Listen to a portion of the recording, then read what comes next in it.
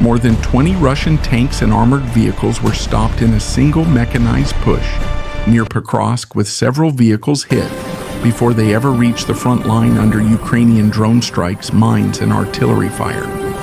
This was not a routine clash on a crowded map, but a sharp signal that Moscow is returning to large-scale mechanized assaults after months of slow and costly infantry fighting, even as the battlefield above is saturated with drones. The attack focused on the village of Shakov, at a moment when Pokrovsk has become a critical defensive hinge that shields deeper routes toward Kramatorsk and Slovian, which means any movement in this area carries weight far beyond one settlement. If Russia manages to break through near Pokrovsk, pressure could spread across the central Donetsk front and force Ukraine to adjust defenses along multiple axes. But if these armored thrusts keep getting cut apart at long range, the cost may be far higher than the ground gained, pushing Russia closer to burning through its remaining stocks of armored vehicles without changing the balance.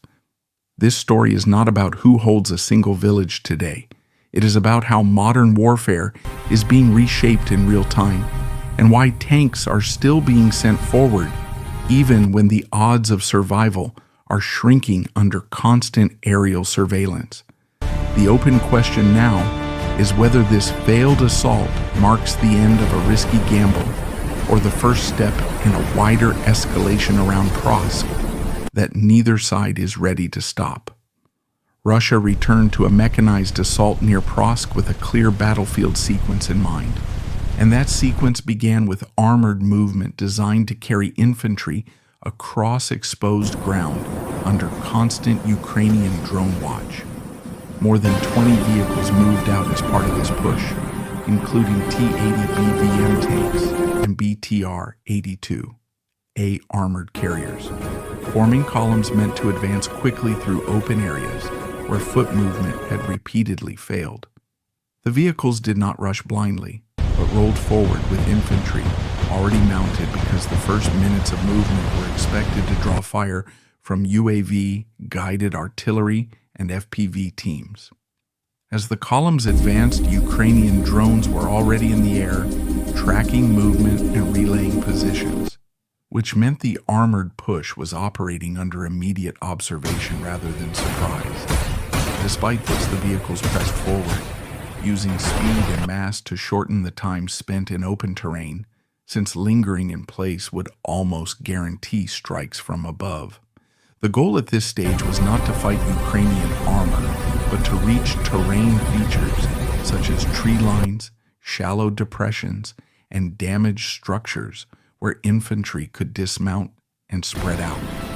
Inside the BTRS, troops stayed mounted as long as possible because dismounting too early would expose them to drone-dropped munitions and indirect fire before any cover could be reached. The tanks moved alongside the carriers, not as independent attackers, but as protection against sudden engagements, while also drawing attention that might divert fire from the infantry vehicles. As the columns closed the distance, the first vehicles began to slow under pressure, either due to damaged roads, minor strike, or the need to adjust spacing once contact was expected. This loss of pace quickly became dangerous because slowed or stopped vehicles created visual markers that helped Ukrainian FPV operators fix targets. When the lead elements hesitated, following vehicles were forced to compress or route, which reduced dispersion and increased vulnerability from the air.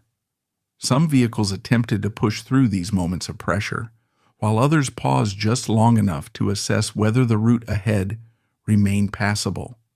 This hesitation marked the turning point of the assault, because once momentum faltered, Ukrainian fire began to land closer and with greater accuracy. At that stage, the armored push shifted from forward movement to survival, with crews focused on avoiding direct hits rather than maintaining formation. Infantry inside the vehicles faced a narrow choice, because staying mounted risked being struck while dismounting too early meant exposure in terrain still under drone observation. In several cases, troops dismounted near cover as vehicles halted or maneuvered, using the nearby forest as temporary shields while moving toward tree lines.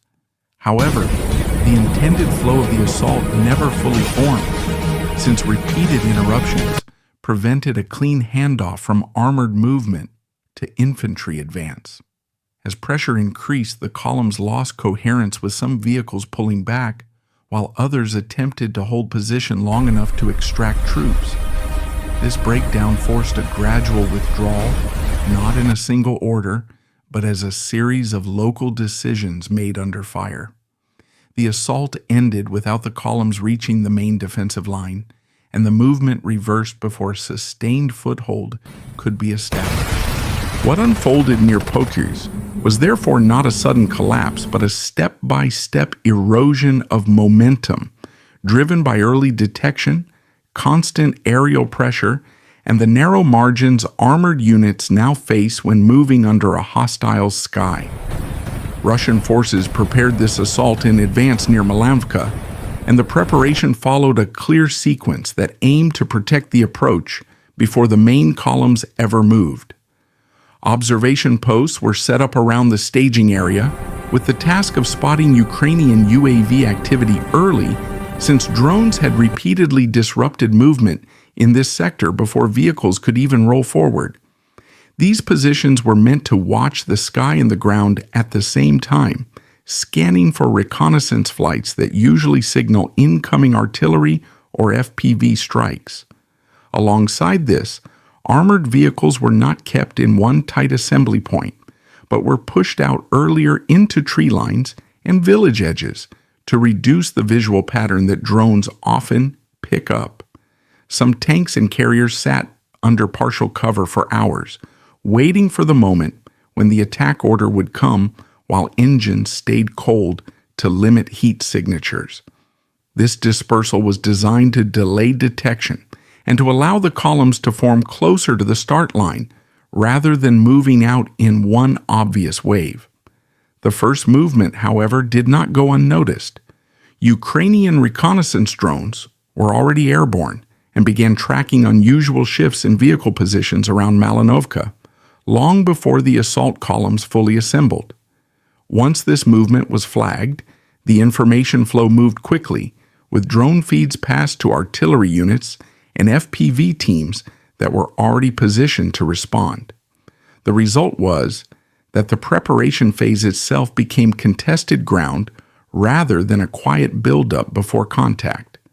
As some vehicles adjusted positions inside tree lines, artillery fire began to land nearby, forcing crews to either stay put or move again under pressure. FPV drones were then directed toward vehicles that had broken cover or slowed while changing routes, turning small adjustments into exposure windows. Several armored platforms were struck during this phase, not as part of a dramatic clash, but through steady pressure that chipped away at the force before it could align. This early contact disrupted spacing, since crews became more cautious and increased distance between vehicles, which slowed coordination across the area. Other drivers reacted in the opposite way and tried to reposition faster, which briefly raised noise and visual signatures that further helped Ukrainian tracking. The preparation zone thus shifted from a protected rear area into a shallow engagement space where every move carried risk.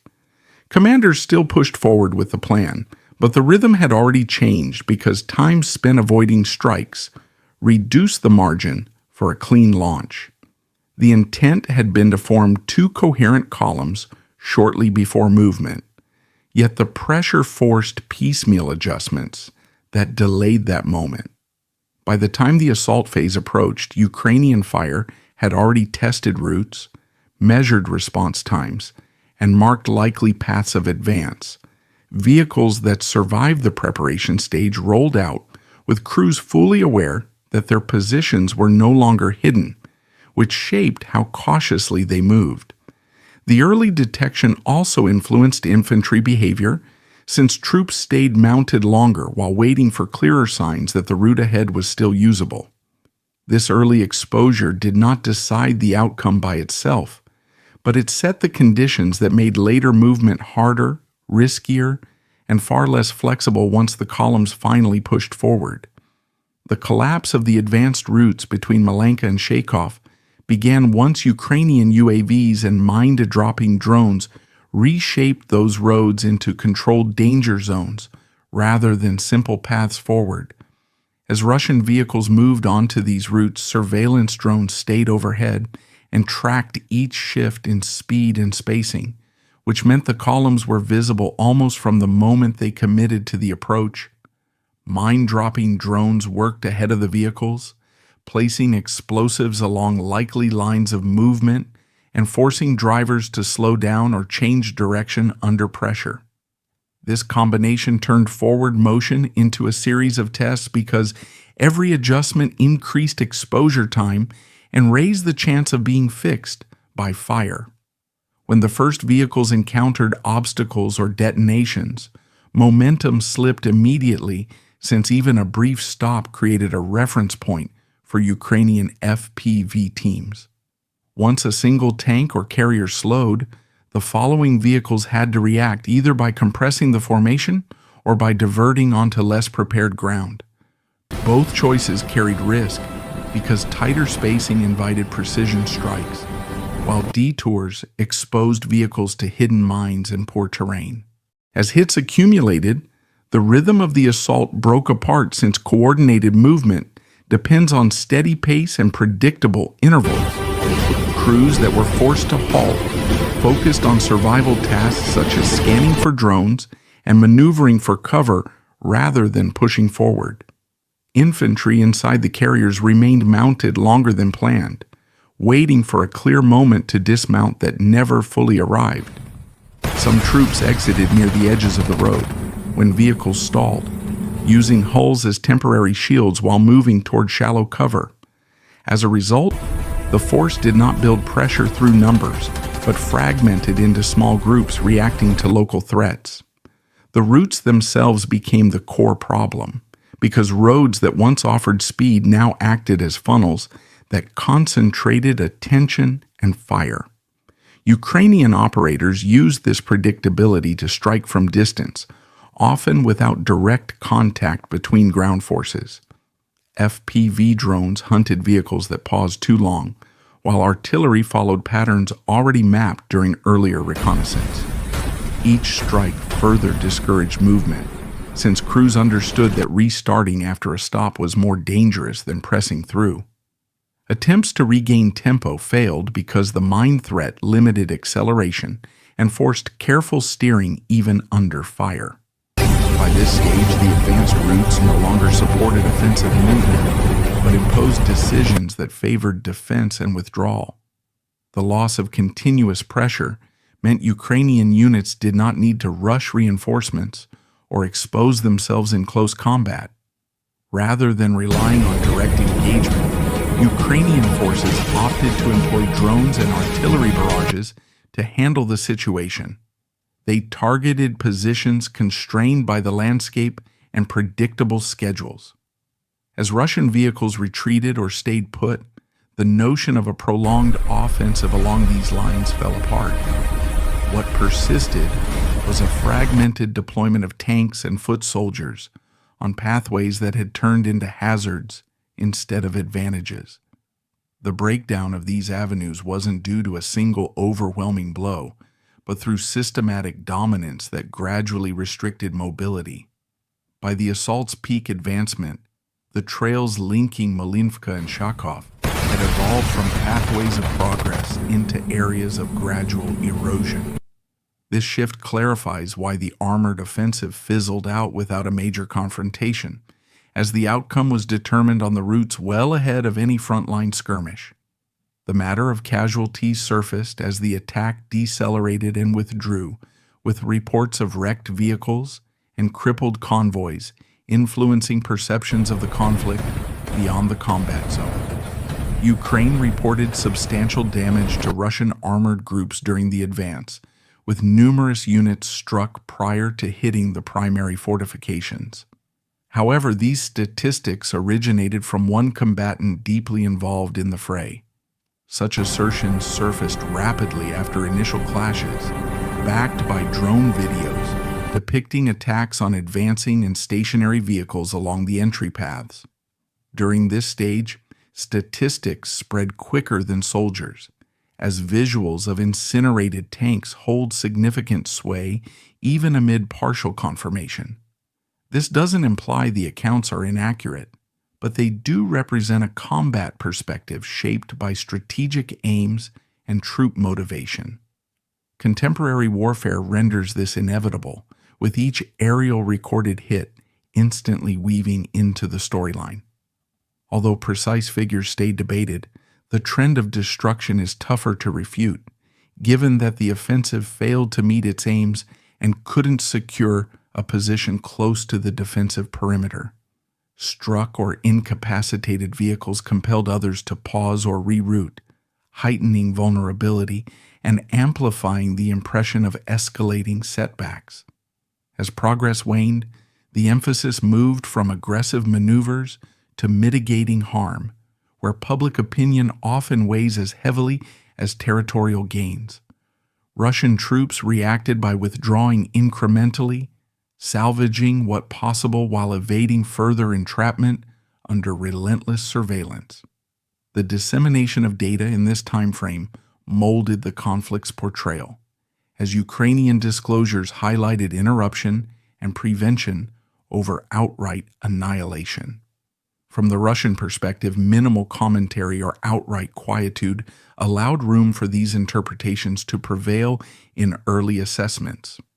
In today's conflicts, such reticence incurs its own penalty, as lacking rebuttals permits one narrative to establish the preliminary vibe. Nevertheless, even sans exact counts, the tactical conclusion is evident. The armored surge didn't breach the ultimate approach and didn't compel Ukrainian forces to adjust their core defenses.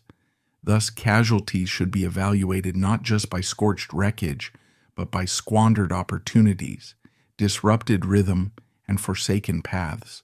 Every impaired vehicle diminished the capacity to exert force. Since armored offensives depend on seamless flow rather than sporadic surges, as the convoy dwindled and gaps expanded, the assault forfeited its potential to endanger deeper positions, rendering additional progress unfeasible. Pushing onward then would have invited amplified risks without boosting victory prospects. Here, data and on-ground facts converge, as allegations of severe casualties gain credence from the evident lack of headway.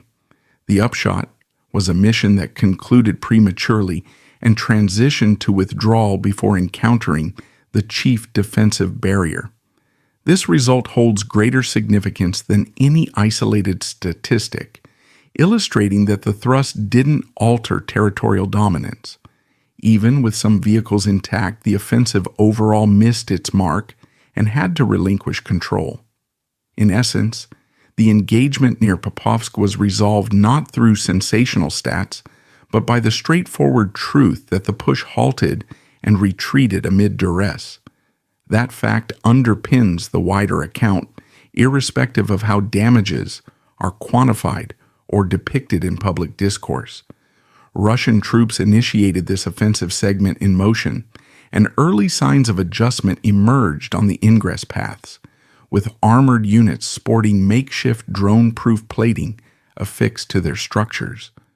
Convoys advanced with tanks and transports equipped with metallic enclosures and supplementary shields, and these altered machines spearheaded the drive toward Shakov as personnel braced to traverse vulnerable areas under perpetual aerial peril. As the operation commenced, soldiers stayed aboard and motors maintained velocity, since the strategy hinged on velocity over prudence to minimize duration in exposed fields.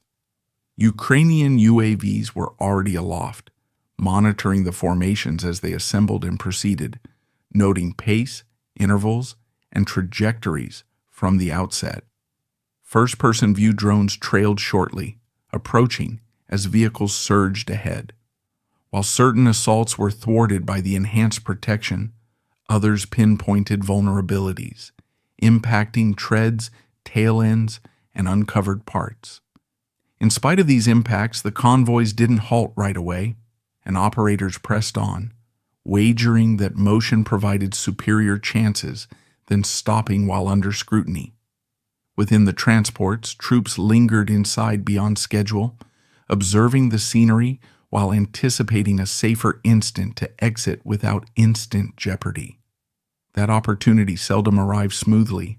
As explosives materialized along the tracks and borders, operators decelerated, realigned, or momentarily stopped to evade probable threat spots, and these minor alterations started fracturing the offensive's cadence.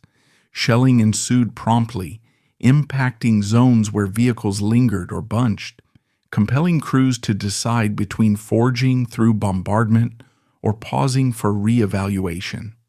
When initial vehicles slackened or immobilized, trailing elements compacted or veered, distorting the prior arrangement.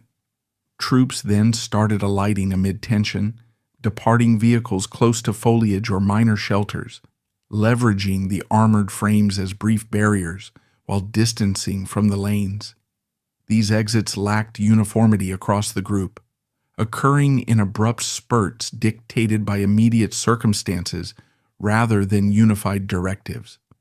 Certain vehicles advanced post-discharge, while others retreated impaired or stuck, creating voids that exacerbated disarray.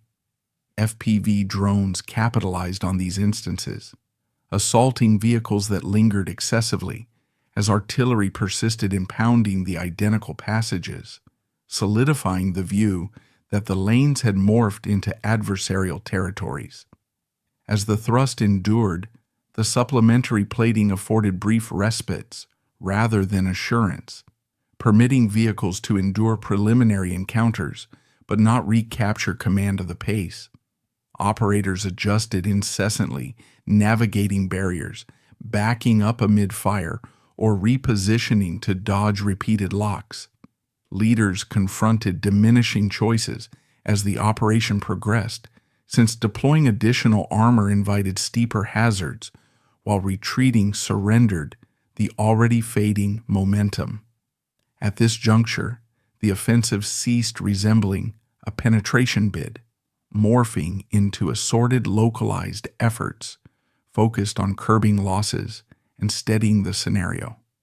Altered vehicles kept emerging on the paths, yet their inclusion didn't invert the trajectory, with drone oversight, explosives, and remote strikes persisting in synergy. The thrust concluded sans attaining its targeted ends, abandoning wrecked armor, scattered troops, and deserted lanes in its wake. The armored offensive close to Pokrovsk delivers a stark message, as the Ukraine conflict is now characterized by a head-on collision between heavy vehicles and UAVs, with no buffer remaining once sizable formations mobilize. Events around Shakov demonstrate how tanks can still propel soldiers ahead, but solely amid unending hazard, while the near airspace dictates when that progression falters, fragments, or ceases. Russia tolerated equipment casualties to pursue drive, dispatching armored groups into areas pre-monitored overhead, trusting velocity could yet generate ground-level strain. Ukraine countered by permitting drones, mines, and guns to perform the bulk, pinning and splintering those advances prior to necessitating hand-to-hand fights. This equilibrium yielded neither a tidy rupture nor a spectacular downfall, but it unveiled a fresh standard where transit itself constitutes the riskiest element. Might Moscow intensify efforts near Pokrovsk, allocate more tanks, and endure steeper casualties to compel a change, or will the escalating toll compel leaders to a novel tactic? Upcoming actions around Pokrovsk might not yield definitive insights, but they'll reveal which faction evolves quicker on a terrain that observes all.